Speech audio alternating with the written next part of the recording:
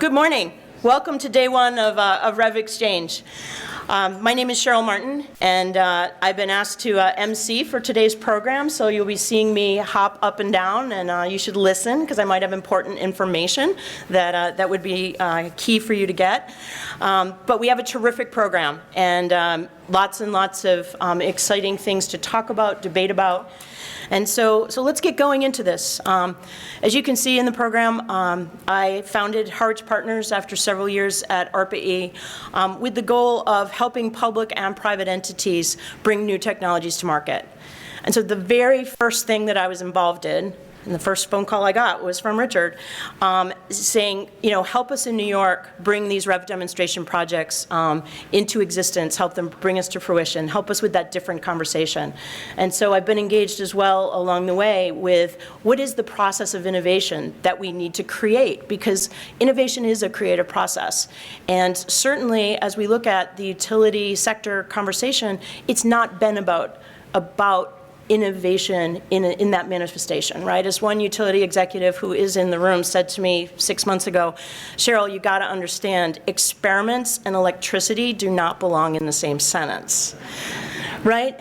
But we need to change that, right? We need to change that. The REV demonstrations are all about that. They are about bringing together really good ideas to solve real problems for customers and for the utilities, for the system, and bring people together in partnership to say, this should work. This should work technically. This should work in the business models. It may need some adjustments in the regulatory frameworks. It mostly needs an adjustment in how we talk to each other about solving a problem together. And so I've been really, really pleased to be part of this, and I think that is a really important piece of why we're here today. And being able to work together and challenge each other. I think along the way, I think if you ask anybody who's been in these dialogues, we've learned a lot together in the past 6 months, trying to bring these projects together. The utilities, the third parties, and the regulators. I think this whole idea of what does it mean to do this? What does it mean to experiment and create business models? Because I have to admit, I've said more than once, that is not a business model, with a very long pause.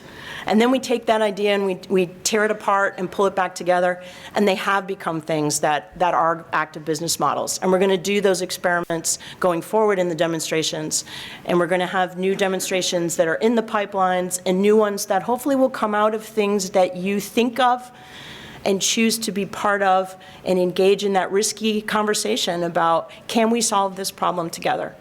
And hopefully we'll see the fruits of all of this in the coming months and years for the benefit of New York and the whole world. In addition, through this process, we've listened to the market, including the utilities, the customers, innovators, the companies, and in the coming weeks, we'll be announcing details of a new initiative to provide a structure and a pathway with which new technologies and business models can enter the New York market. We'll be calling it REV Connect, and it will serve as a vehicle to match good ideas and product concepts with third parties and from third parties with the needs of the utilities and the consumers. The REV Connect will offer expert guidance, feedback, and facilitation to ensure a robust pipeline of not only future REV demonstrations, but also non-wires alternatives and other innovative projects. REV Connect will provide transparency and efficiency to the process. So look forward to those details coming soon. And so, as I said, we've come a long way in a very short time in the state. It's been great. We've got kind of new ideas on how to go forward. But for the next 2 days, we are part of that process. We are part of listening, engaging, challenging each other, thinking about ideas framed in new ways, thinking about new people we might not have thought about as partners in the past. They've matured in their technology, we've matured in our thinking, all those things come together. And so I'd urge you to take the panel conversations on the stage. Every panelist has been charged with recognizing they're here to be fire starters for the conversations that we want to happen in the room. And so take those ideas, and when you meet somebody, bring that idea up with them. challenge them with that concept. Talk to people that you've never talked to. If here in the next couple days you only speak to people you already know, we've actually failed in the whole concept of this meeting, right? We really want people talking to folks that they haven't talked to before, or talking to folks that you usually talk to in a new way. And so, again, urge you to engage with all of us. Members of the state team are here. Hopefully, when they're not speaking on stage, everybody's got a badge on. And we're really, really excited for this dialogue that is an ongoing part of the innovative process that will move New York to the real vision and implementation of REV. And so with that, I would like to turn the stage over to our keynote speaker, and in keeping with no bios, I will say nothing more than Richard Kauffman, Chair of Energy and Finance for New York, and the chief proponent and advocate and driver for the REV initiative. Richard?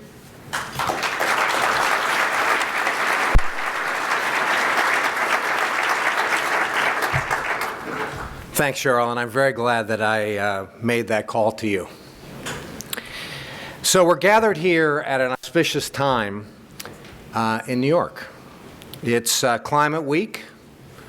The Pope is coming later today. The General Assembly is in town. And you've made the commitment to be part of the REV for New York exchange. And if you're here in this room, you'll be part of also historic traffic jams. And for those that are not in the room, you'll be glad you missed that. However, like all of the people that are in New York this week, you want to be part of something bigger than yourself to help bring about, in this case, a clean, better energy system. And I want to give you 8 reasons why you're in the right place, in the right state, at the right time to make the change. So number 1, New York is really committed to change. So the governor called me 2.5 years ago, and he told me that he wanted to move the utility industry away from the vinyl record age to the age of the iPod. And I can tell you, he's one serious dude. The current path is not sustainable in terms of affordability, resiliency, emissions, or frankly, fairness. We cannot keep rebuilding the same system with ever lower average capacity utilization. We need to build the system that we've seen the pictures about for a long time, that integrated grid that combines a strong central station backbone with the flexibility and innovation of distributed resources. REV is not just about distributed resources. It is about building this combined integrated grid.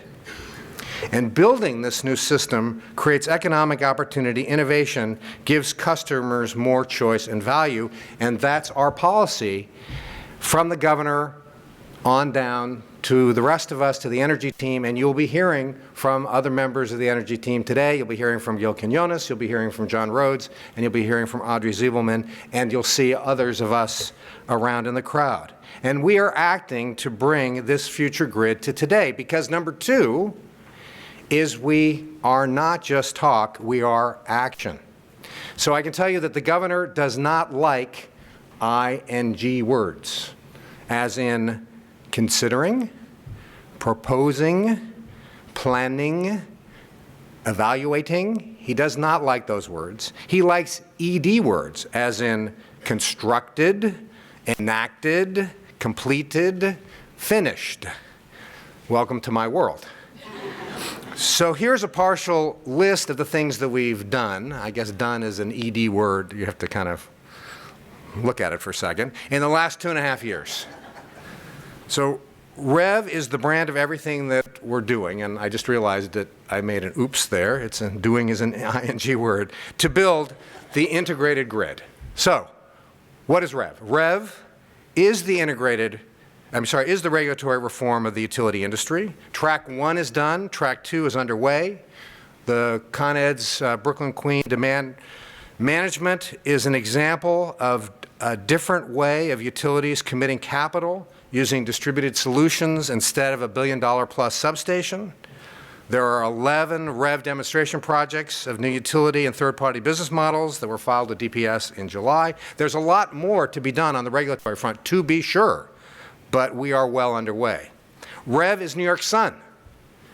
We've restructured the solar program. New York State is now the second largest growth market in the U.S. and is growing twice as fast as the U.S. average. New York Sun is ahead of schedule in bringing the industry to a time when it needs no further public support. REV is shared solar, giving potential access to the 3/4 of the people who, for one reason or another, can't have rooftop solar on their own homes.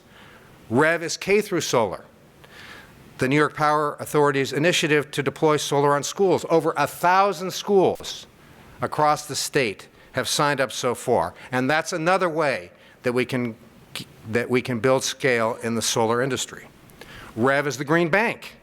And this was just an idea 2.5 years ago. And from that idea 2.5 years ago, the Green Bank has over $350 million in commitments and agreements in principle that will be leveraged 3 times by private sector capital to support over $1 billion in customer-sided solutions in renewable energy and energy efficiency projects in New York State.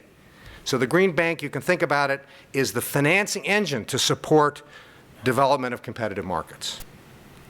REV is New York Prize. It's a $40 million community microgrid program. You know, and we've got interest from communities across the state. You know, and it's really been overwhelming. We thought, well, there might be a couple of dozen communities that would be interested in this idea. We got proposals from over 150 communities. And so we funded 83 to the next step of feasibility. And the interesting thing about these proposals is that all these proposals are in areas of the grid which are constrained. Now, we don't call it that. We say they're grid opportunity zones, sort of like the special reading group. So, but the idea here is these grids, sorry, Micah, these grids promise the opportunity not only to give communities more independence and resilience, but to benefit the grid as a whole. So I won't even talk about other REV initiatives. I won't talk about transmission. I won't talk about the Clean Energy Fund. I won't talk about large-scale renewable proposals. I just want to say that REV gives us the confidence to make commitments to the most aggressive greenhouse gas reduction and renewable energy goals in the country. By the year 2030, New York State will reduce its greenhouse gas emissions 40%, and 50% of the power will be generated by renewable sources. I don't know if that'll be enough for the people downstairs, but it's in the right direction. For those cynical about government and its ability to get things done, and there may be 1 or 2 people around that feel that way, I would put this agenda of completed items against anything that I saw in my 30 years in the private sector before I joined government. We can and we will get things done. Number 3, innovators are the heart of New York's solution. And there are innovators in this room. All of you are innovators. We have business innovators, technology innovators, community innovators, utility innovators, and government innovators. And it's just really simple. We cannot achieve our mission without creating a culture of innovation. You know, the opportunities we all know are at hand. And while there are a growing and rich body of innovative solutions for utilities, for customers, and for third parties, there are barriers that prevent this innovation from deployment. And we know some of these barriers are regulatory, we're working on that. Some are cultural, we're working on that. And some are simply logistical. And what Cheryl was saying, we've heard you and we can work on that. And with your help, I promise you that in the next 2 days, we will knock down some of these barriers. It can be done. Number 4, no markets, no innovation. Now, markets are not the answer to everything. I want to make that clear. But you simply cannot have a sustained period of innovation without the impact of markets. It is just not possible. Markets identify what customers want. Markets create economic opportunities that motivate innovators to go for the prize. And markets help allocate capital to fund innovation and implement innovative ideas. So one of the reasons, and there were several, and I'm going to talk about all of them, that we decided, with rare exceptions, that utilities should not own DER was that competitive markets, not monopoly structures, provide the best incentives to identify what customers want at a price they're willing to pay. And it's just not good enough that there are some great innovative solutions that customers want, but that there are barriers that prevent solutions from connecting to customers. We must free up the barriers to make markets work better. And with your help, some of these barriers can be freed up in the next 2 days. We can do that. Now, one of the other reasons that we have an emphasis on markets is that market forces can be self-sustaining. And one of the questions that I've gotten more than once is, how can we trust that REV is not reversible? And sometimes the question is more pointed. What happens if you get hit by a bus? Sometimes I wonder whether somebody's driving that bus. And part of the answer is the power of markets. And this is why REV will not be reversible, is because once customers get more value, it's hard to turn back the clock. And I'd ask you to consider whether there's any going back in the solar industry now that the solar industry is in the hands of customers. Now, I'm aware that some people say that retail choice is not working in New York, and therefore markets don't work. But the problem isn't with markets in this case. The problem is with the opacity of the system. Without information, people can't make informed choices, people can't trust their providers, people can't hold market actors accountable. Creating markets without providing all the stuff that you need to make markets work in terms of information, transparency, and enabling accountability sets a system up for failure. And so we're going to make markets work, we got to do all those things. Number 5, in particular, in New York, our future is open source. And I want to tell you one of my favorite stories about innovation coming from open source processes. And it's a story about how innovation to meet major challenges can come from unlikely sources, and it is, in fact, an energy story. And you'll recall the BP oil spill in the Gulf. Hard to believe, I think 5 years ago. So at the time, the state-of-the-art industry technology was able to clean up about 1,500 gallons of oil per minute. And you remember, day after day, it looked like very little progress was being made scooping up the oil. So it just wasn't good enough. So Wendy Schmidt offered an open source, an X Prize, $1 million, to come up with ideas. And there were some ideas that came forward. And in fact, the winner came up with an idea that was 3 times better than the state of the art. And it was somebody that was from outside the industry. That's really amazing. But that's not my favorite part of the story. Because my favorite part of the story is not the person that came in first. And again, that person was 3 times the state of the average. It's the person that was one of the finalists that only came up with a solution that was 2 times state of the art. And that person was a tattoo artist from Las Vegas. And he had experience in how to disperse liquids.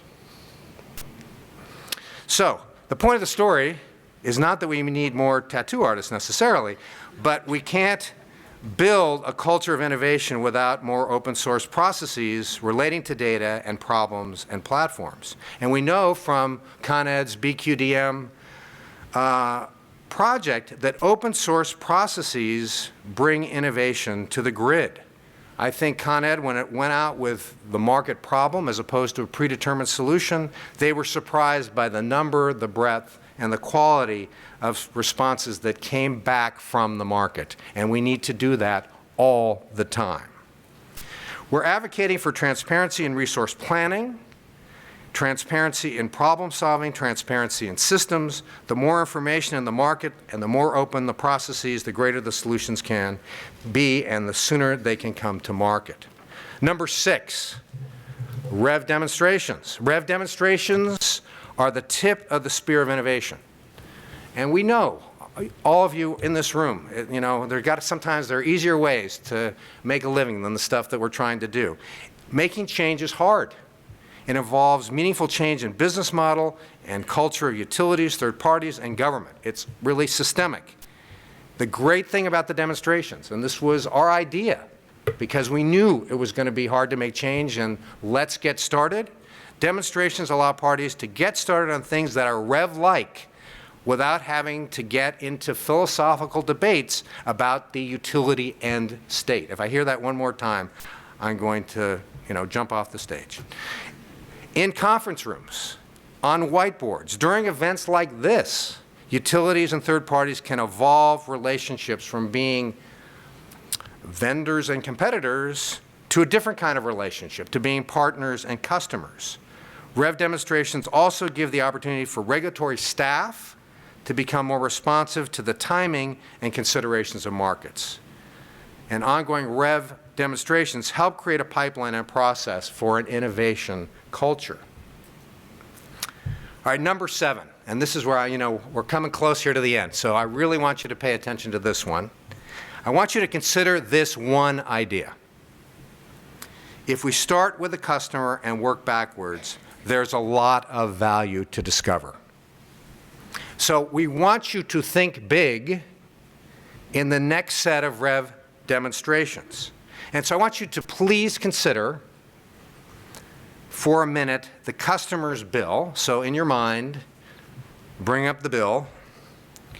And I want you to look at that part of the bill on which utility profit is based. And that is based mostly on a very, very small part of the bill, that portion which provides a return on capital.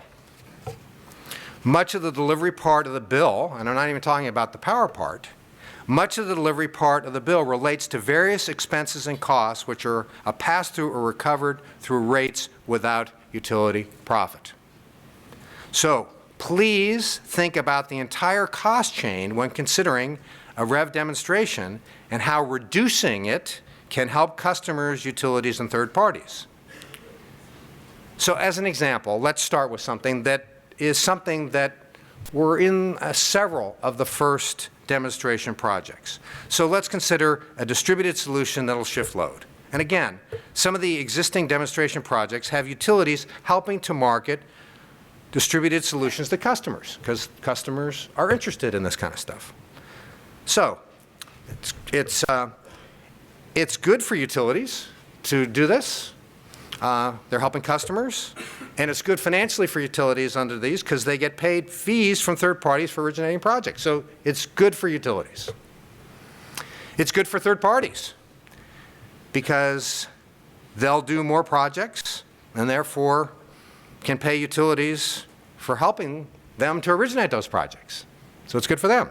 And most important, this kind of idea is good for customers since reducing customer acquisition costs and increasing scale reduces the cost to the customer, and more customers will do this. So that's good. But here's the idea. Let's look further back into the value chain. What does reduced load mean, actually, as you look back in the cost chain? Reduced load means that there'll be less capital deployed in the future. Reduced load means fewer line losses and less O&M costs since the system is running less hard. And reduced load means less capacity payments made by utilities. Every dollar that we can reduce these costs means more value that can be shared between customers, utilities, and third parties. And this is why we're doing what we're doing, because this is good policy for the people in New York. It's good for innovation. It will reduce emissions, and it will create economic growth. So creating REV demonstration projects that look at the total value chain can open the market to more innovation and move the process of change faster. Okay, so now we're here, rounding third. Number 8, you have the chance to shape the future. It isn't often that government opens the door for innovation at a time when markets are developing and technology is rapidly changing. And we have lots of ways for us to work together, in addition to the REV demonstration projects. And I talked about some of them before. You can work on one of the 83 New York Prize projects. You can work with the Green Bank for those of you where the growth in your business is limited by the availability of financing as opposed to its cost. Or you can work in innovation partnerships with NYPA, or in developing community solar projects, or working with NYSERDA on deploying its funds to remove market barriers. All of these efforts are serious, action-oriented steps that you can work on today. In the next 2 days, and in the weeks to come, let's work together to build something bigger than ourselves. The eyes of other states, even other countries, are on us.